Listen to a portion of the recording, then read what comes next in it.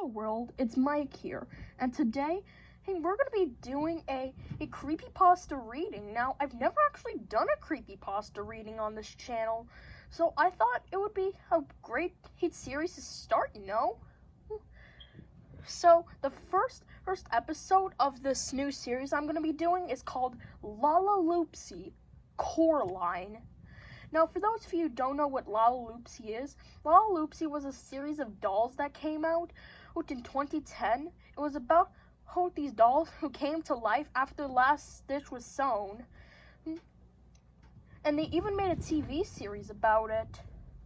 Now, for Coraline, I don't know much about Coraline, but what I think happened in that movie here was that Coraline, a girl, her name's probably Coraline, I don't even know at this point, but he moves into a new house, and she finds a secret area in her house.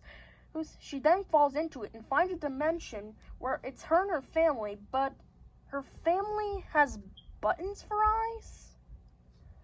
Now, Lalaloopsy dolls have buttons for eyes too, so that's a great way to link them up. I thought it was pretty clever. So, unfortunately, I'm unable to provide footage of Lalaloopsy or Coraline simply because I don't have those tools yet, and I don't know how to use them. So for now, I'm just gonna be using escapist footage. But if you guys have any ideas on what I could do for background footage, while I say this, that would be really helpful. And yeah, this part is unscripted. But yeah, so, please leave your suggestions in the comments below on which creepypasta I should read next. And my next video will involve me and some of my friends, or maybe just one, seeing a Lalaloopsy, the apparent lost episode. Kinda weird. But anyways, So let's get on to this creepypasta, shall we? My little sister, Leon's birthday was in a few weeks. I decided to check Walmart for some DVDs of Lalaloopsy. If you don't know what that is, it is a toy series with creepy dolls with button eyes. Soon, they made a crappy TV show about them.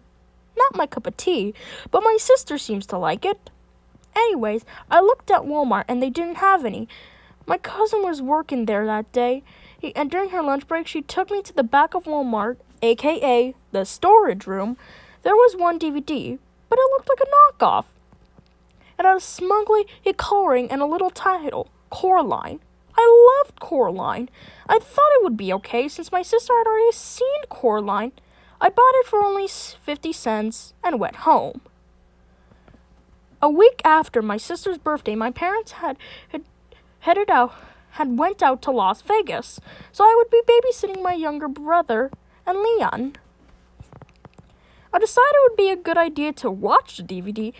My brother was older than Leon and hated that stuff, so I let him watch Super Mario Bros. In his room. So after dinner, Henry went to his room. I stayed out in the living room with Leon. We put in the DVD while a bunch of trailers played. She helped me make popcorn.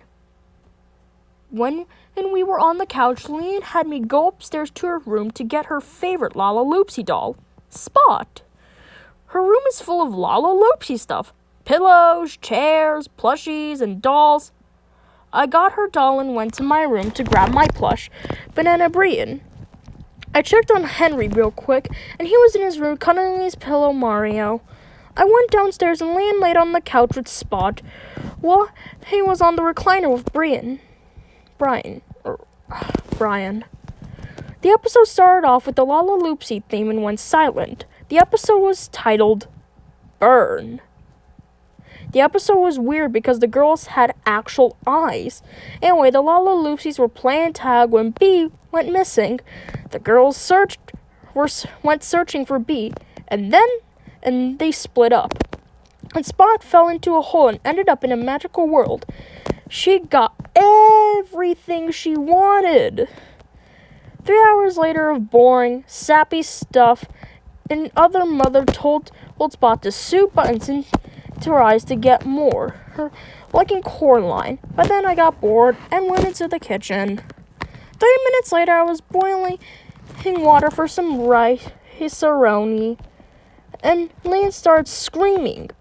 I went in to see what was wrong, and I saw the TV screen. It was horrid. Spot had buttons sewn into her eyes, and blood was everywhere. I paused it, and Leon started to throw up. I carried Leon to her room, and she was asleep. I cleaned the barf and watched the rest on my own. Soon the same thing happened to the other girls. I was horrified that this would be okay. Then a little pop-up came on and said, "Now you know what happened to our eyes. Now you should die." I was shocked. I ran upstairs to make sure Henry and Leon were safe, and thankfully they were both safe and asleep. I went downstairs, and there was more on the video. The Lalaloopsies were in a circle, singing "Ring Around the Rosie." The DVD stopped and literally popped out of the DVD player on its own.